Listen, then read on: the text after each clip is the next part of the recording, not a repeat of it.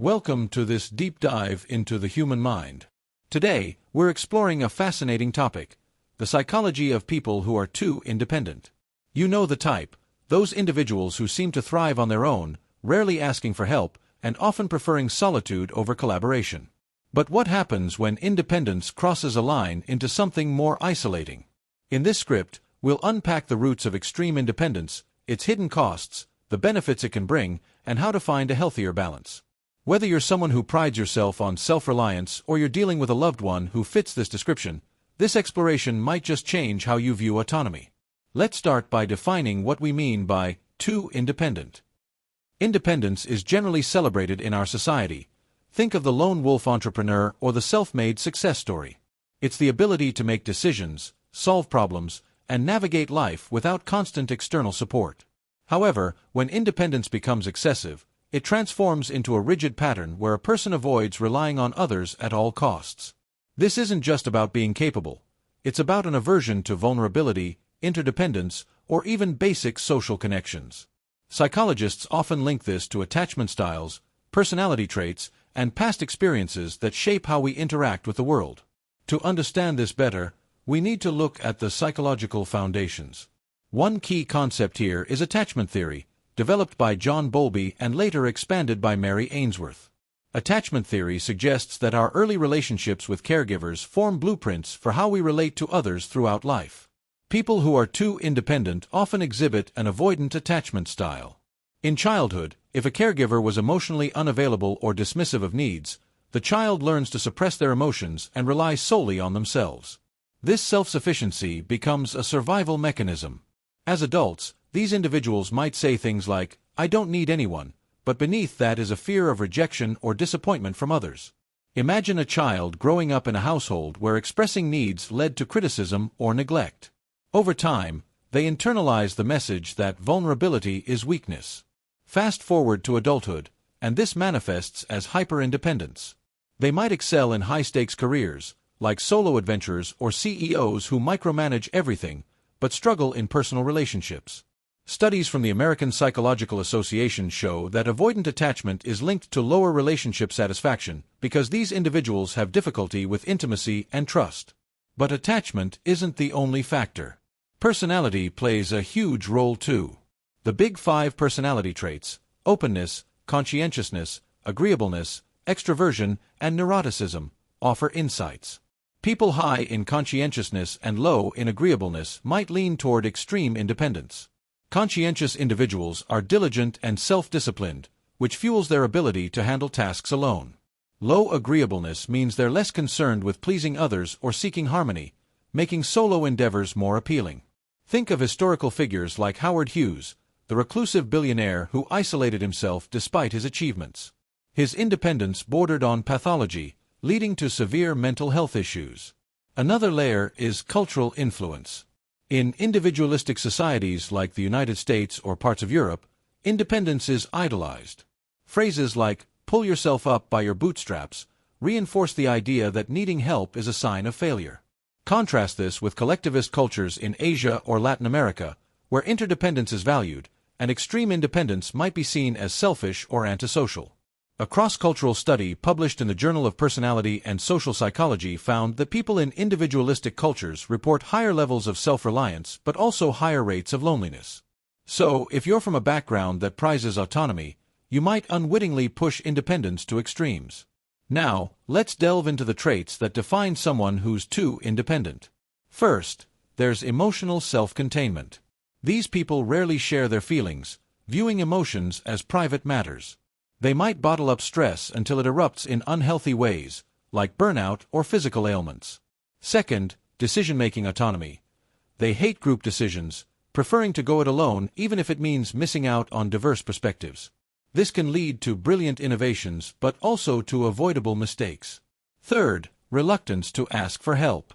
Asking for assistance feels like admitting defeat. In therapy sessions, psychologists often hear clients say, "I should be able to handle this myself." This mindset stems from perfectionism, where any perceived flaw is intolerable. Fourth, preference for solitude. While introverts naturally enjoy alone time, hyper-independent people might avoid social gatherings altogether, leading to social isolation. And finally, high achievement orientation. Many channel their independence into success, but at the cost of work-life balance. These traits aren't inherently bad. In fact, they can be strengths. Extreme independence often correlates with resilience. People like this bounce back from setbacks quickly because they're not dependent on external validation.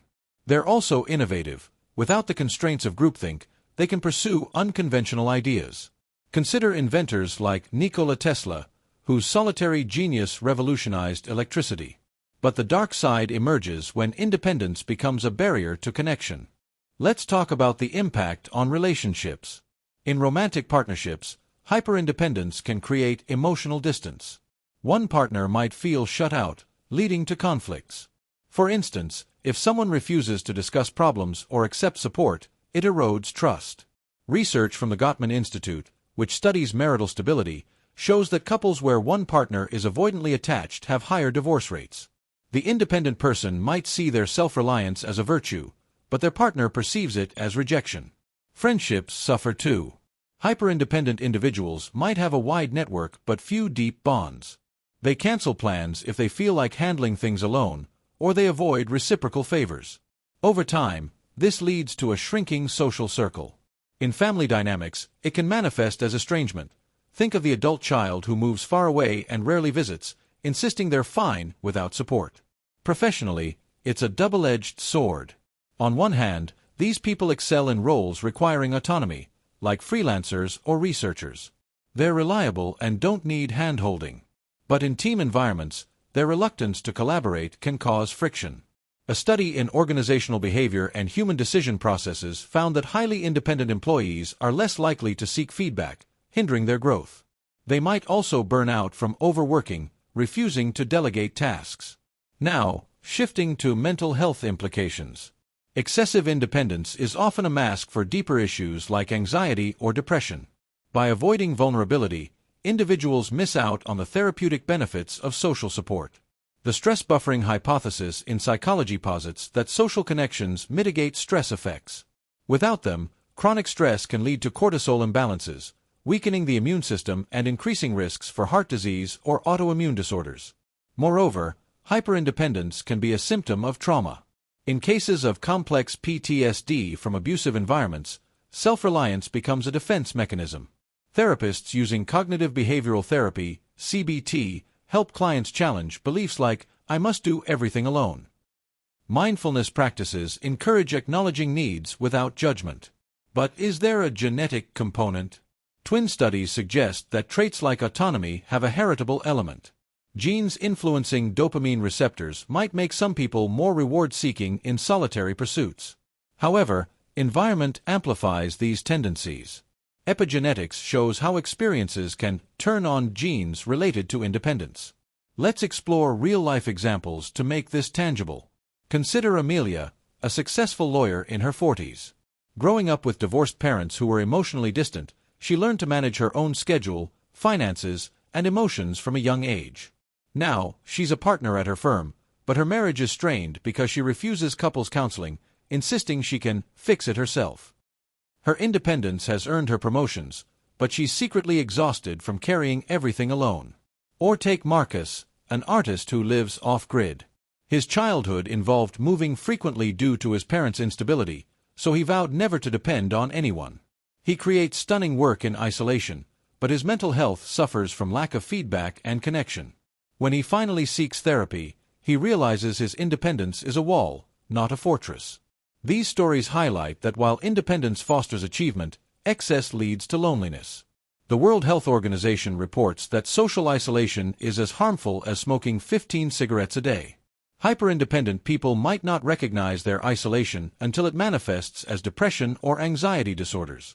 On the flip side, there are benefits worth acknowledging.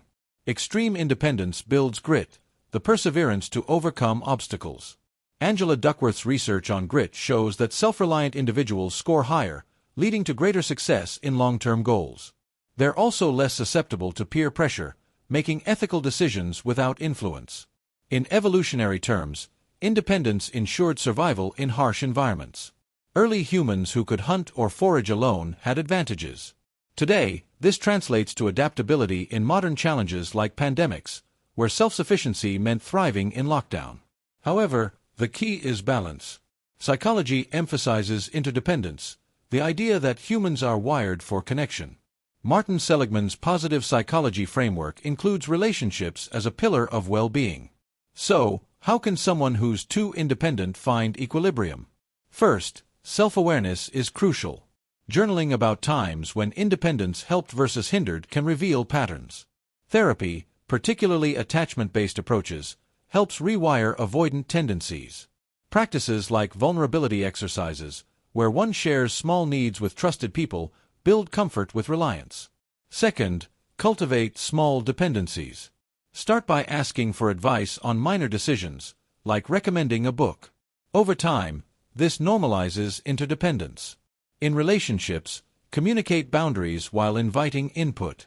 For example, say, "I value my independence, but I also want your perspective." Third, embrace community. Join groups where collaboration is key, like team sports or volunteer work. This exposes the joys of shared success without threatening autonomy. Fourth, address underlying fears. If independence stems from trust issues, work on building secure attachments through consistent, positive interactions. Finally, reframe help as strength. Accepting support doesn't diminish capability, it amplifies it. As the saying goes, no one achieves greatness in a vacuum. In wrapping up, the psychology of people who are too independent reveals a complex interplay of nature, nurture, and choice. While self-reliance is empowering, excess can lead to isolation, strained relationships, and hidden mental health struggles. Yet, with awareness and effort, balance is achievable. Remember, true strength lies not in standing alone, but in knowing when to lean on others. If this resonates with you, reflect on your own independence. Is it serving you or holding you back? Thanks for joining this exploration. Until next time, take care of your mind and your connections.